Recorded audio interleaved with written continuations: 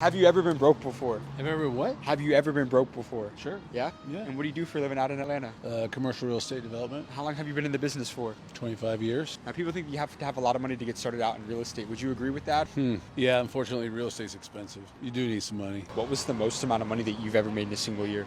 A couple $100 million. A couple $100 million. Yeah. How did you scale from 8 to 9 figures? Look, if you go back and look at all the businesses that are really successful, a lot of it has to do with timing. Have you ever met a billionaire before? Oh, hell yeah. Yeah? Unfortunately. What do you notice consistently among billionaires? They're not as smart as you think. What do you mean by that? Everybody thinks because you have $1 billion that makes you smart. What I mean by that is a lot of people get lucky. It's not so much being a billionaire that matters. It's like, do you know the difference between values and beliefs? What's that? Beliefs are what you think is true. Values are what you think are important. Focus on things that are important. What is the secret to being able to raise capital? Right now, there is more money out there in the world looking for a good business plan than the inverse. There are not as many good business plans as what you think. How old are you now? I'm about to turn 56. How old were you when you became a millionaire?